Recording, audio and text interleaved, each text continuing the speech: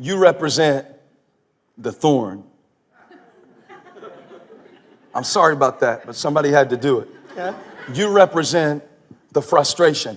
Paul said there was a frustration that had been with me and it had been recurring, and a frustration that wouldn't leave me alone. So I took it to a spiritual place. I took it to God and I asked God, please take it away. And I looked after I prayed and it didn't go away. So I turned around and prayed again a little while later. And I asked God, no, I'm serious. If you would take this away, I could get more done. If you would take this away, I could be a better mom. If you would take this away, I could be a faithful husband if I didn't have the temptation. If you would take it away. So God, take the temptation away. God, take the hardship away. God, take the opposition away. God, take the rejection away. God, take the need away. God, take the temptation away. God, take the hardship away. You still there? I'm going to try this one more time. God, I signed up to serve you. And when I signed up to serve you, you told me that you would give me everything I need to serve you. And I'm trying to be faithful. But you put this thorn, this thorn in a teal shirt.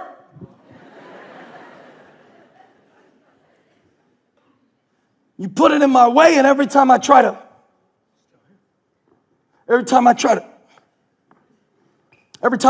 make progress.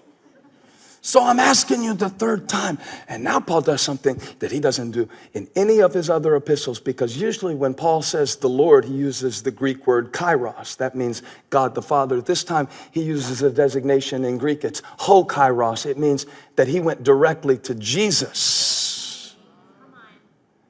Because a little thing can hurt that bad. Where you dispense with the formalities and all the church talk and all the church language and just get to the point where you are so sick of yourself. Forget about being sick of everybody else. Paul said, I could deal with the plots of the Jews. I could deal with the problems of the people. I could even deal with the selfishness of the church. But there was a thing in me. There was something pressing in to me. So I pressed in to God. And I went straight to the boss's desk. I walked by the receptionist and went straight. My thorn took me to the throne. And when I got up, it was still there. Still there. What was it, Paul? Were you tempted? Were you tempted in your mind? What was it, Paul? Were you sick in your body? What was it, Paul? Was it the people that didn't like you that tried to shut you down? What was it, Paul? I know you weren't married, so it couldn't have been your mother-in-law, so that strikes that. What was it, Paul? Process of elimination. What was it, Paul? And Paul says something. We used to say this in youth group. Now, I grew up in the Methodist church, and we had MYF, Methodist Youth Fellowship, on Sunday nights, where you would sing songs y'all don't know, like Shine, Jesus, Shine. Songs y'all don't know, like Grin Again Gang, Get Gung Ho About Jesus. Y'all don't know these songs. You don't need to know these songs. You don't know these songs. And then we would do something that if you are not a church person, you have not had the pleasure of experiencing the time where you go around the room and you share. Everybody gets an opportunity to share, if they so choose, a praise report and a prayer request. And you can choose if you want to share a praise report and a prayer request and a praise report, just a praise report, just a prayer request. And so being 13 years old, all of us in the youth group, we had some really deep praise reports and prayer requests. And we would go around the room and all would share the praise reports you know, you can imagine what the praise reports are for the 13-year-olds. It would be about a test that you passed, or it would be about something good that happened to you, or something so generic that but the point is you're trying to give God praise for what he's done. And then you would enter into the time of the prayer request. And sometimes, in fact, many times, when it came time for the prayer request, the predominant prayer request in the circle was a little something called, and this is for when you have something that you want to talk about, but you don't want to talk about. And when it comes to you in the circle and it comes time for your prayer request, you say, and this is something that we used a lot, Bernie, you say, I have an unspoken. Now that's deep right there. What I'm going through is so crazy, y'all can't even handle it. So I'm just gonna leave it unspoken, because if I told you that I'm in love with Jenny and she won't talk to me, it would freak you out. And so Wade Joy, our worship pastor, was telling me last night that he used to use the unspoken as a dating technique, because there would typically be a girl in his youth group and he would like her and he would want her to know that he was praying about their relationship, but he couldn't say it out loud. So when it came time for Wade to pray, he would say, I have an unspoken. And he I can't even mention your name, girl. He said, I have an unspoken. The greatest frustrations of life are unspoken. And you speak in code about what's really bothering you, about what you're really thinking about doing, about what you really wrestle against.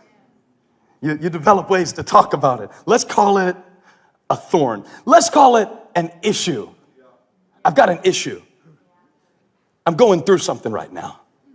I'm dealing with some things. Here's what we say. We say, it's just a lot right now. It's just a lot right now. I can't even break it down. I can't even tell you all that it is, because if I started telling you all that it is, I know that somewhere along the way, as I went deeper and deeper and deeper and deeper and deeper and deeper and deeper into what I deal with, you would lose respect for me. So I'm gonna keep it up here. And even though I'm willing to tell you about a lot of what I go through, there are some things that you don't have any business knowing about. And if I'd have wanted you to know about them, I would have told you. But this one is going to stay at the throne. I took 11 chapters to show you my frustration so you could feel it, but when it comes to this thing, let's just call it a thing. Let's call it a thorn. And then Paul, he taught me what to do about it, because I got some thorns. I know you don't. I know you don't. I know you passed, you've graduated. I know you're more spiritual than St. Paul. But me and Paul had problems. And he taught me something very, see, I am an easily frustrated person. If they made a chart about what it takes to frustrate you, my frustration kicks into 10 when the situation is a 1. How many of you can relate to me? Especially if it involves anything mechanical. I marvel at the patience of anyone who can install anything. I worship you. I honor you. Very, very easily frustrated. Very, very easily frustrated with a video game. I could be up 49-0 on Madden and let them kick a field goal, and I'll drop the controller in anger. I don't know what it is. I have a guy who, he's a tailor, and so for years now, he's been my tailor. So if I have something that needs to be fitted, he'll work on it, and we've become good friends. He came to me in tears one day and said, I don't know what's wrong with me. There's something wrong with me. I said, well, what are you talking about? He said, I notice all the things that are wrong. I notice everything that's wrong. I notice the house is dirty. I don't notice the kids that are healthy. I notice everything that's wrong. I notice how far I have to go. I don't notice how far I notice everything that's wrong. And he was really feeling guilty about it because he couldn't express the gratitude that he knew his life warranted. Something's wrong with me. And I try to get a better attitude and I try to be more positive, but it's always very short. Something is really wrong with me. It changed my life when he said that, because I considered his profession. That what he does all day long, what he was gifted by God to do, was to find what's wrong. That what he was gifted by God to do was to say, those are too long. We need to take them up a little. Those are too wide. We need to take them in a little. That's a little snug under the sleeve. We need to adjust it a little. And I realized that everything that was right about him was connected to what was wrong. But I don't mean to quote Kanye in my sermon, but one time he said, everything I'm not made me everything I am. He said that it was what was wrong with me that helped me discover what is right with me. So Paul said, I prayed about it, God take it away, and it was still there. And I prayed about it, God take it away, and it was still right there. And I prayed about it, that God would take it away. And after the third time, I realized, if you're not going to go away, then you might as well get to work. So, hello, thorn. I'm Paul. You've been bugging me my whole life. You've been driving me crazy for years. You've been tormenting me through many sleepless nights. And if you don't want to go away, then I'm about to give you an assignment. If you don't want to leave, then we got to get to work together. So hello, frustration. I fought you long enough. I ran away from you long enough. Now it's time to face you and to see how God wants to use you to accomplish his purpose in my life. Come on, if you're going to stand there, do something. Hold my stuff. If you're going to frustrate me, devil, then at least bring me a reminder of the grace of God. If you're going to try to run me off from what God has called me to do.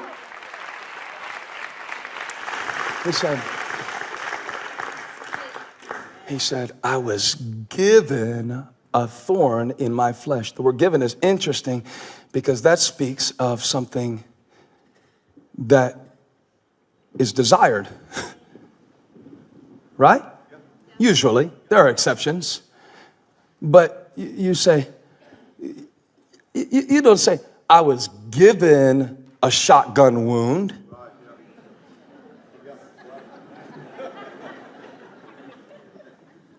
But he said, okay, God was taking me higher and higher and higher and higher. And he said that 14 years before this experience, he said that he was taken into heaven and he was shown things so beautiful that he couldn't even talk about it. And it's amazing because now he has something that's so beautiful that he can't talk about it and something that's so broken that he can't talk about it, all operating in the same life. Something so incredible and something that he's inflicted with, and both are unspeakable. To know a life of ever-increasing faith in God is to know a life of ever-increasing frustration. I'm just going to get it out there. To be faithful is to be frustrated. And I think the reason that he called it a gift, and the reason that he put it in that exact terminology, is because he said, after a while, I realized that if God was going to do great things in my life, he needed to find a way to keep me grounded. I taught a leadership lesson one time called, How Do the Gifted Stay Grounded? How do those who have been gifted by God with great abilities stay grounded in their attitude? God does it through the affliction that he allows. Although he says the thorn was a gift, he does not say it came from God. He says it was a messenger of Satan. So it did not come from God, but by the end of his exposition of his thoughts about it, he said that it was a gift from God. I don't understand this unless I put it in the following terms and terminologies. I see it this way. I see that the messenger was from Satan, but the message was from God. The messenger, the temptation, the hardship, the opponents, the rejection, and the need. Those are the 5 things I put, because if you take the first letter, it spells thorn. The temptation, the hardship, the opposition, the rejection, and the need. These are all things that Paul mentions in 2 Corinthians. If you go throughout it, he mentions all of them. He says, who is led into sin and I do not inwardly burn? That's temptation. He says, I was throttled by the Jews. That's hardship. He said, I was opposed by people who should have supported me. That's the opposition. He said, I was rejected by you Corinthians, who I shouldn't have to prove myself to, but I do. He said, there was a need so great and I couldn't meet it, and I was frustrated by my own limitations. And then I got this thorn, and it was sent by Satan, but it carried a message from God. And the message was, my grace is enough.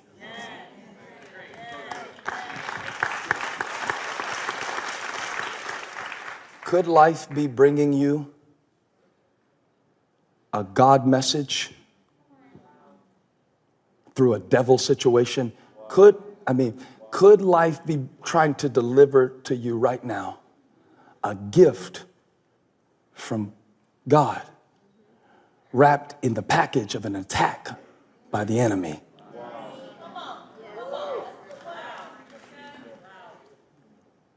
Paul said, I didn't see it that way at first. I prayed 3 times, and the reason that I had to go directly to Jesus is because he prayed 3 times. He prayed 3 times before he went to the cross. He prayed 3 times that he wouldn't have to drink the cup of the wrath of God. And he prayed a little bit, and then he went further, and then he prayed a little bit more, and he went further. And it was so grueling what was happening inside of him that he began to sweat like drops of great blood. And by the 3rd time he prayed about it, he realized this is not going away. So he said, nevertheless, not my will, but yours be done. And he drank the cup that he didn't want. And he reached out and took the hand of the thing that he wanted to go away. And he went to the cross, and Jesus wore a crown of thorns. The thing that they pressed into the crown of his head was the thing that made the blood flow down to his feet, that brought the redemption, that cleanses all of us who will believe in his name. It was the thorn. It was the thing that brought him pain, that brought God glory. And Paul said, you got to come to a point in your life that when it's all said and done, you say, okay, God, okay, take my frustration and turn it into greatness. Can I tell you a secret? The only way to greatness is through frustration. The only way to greatness is through frustration. Frustration is the only thing that can make you great. Because if you were frustrated, you'd be complacent.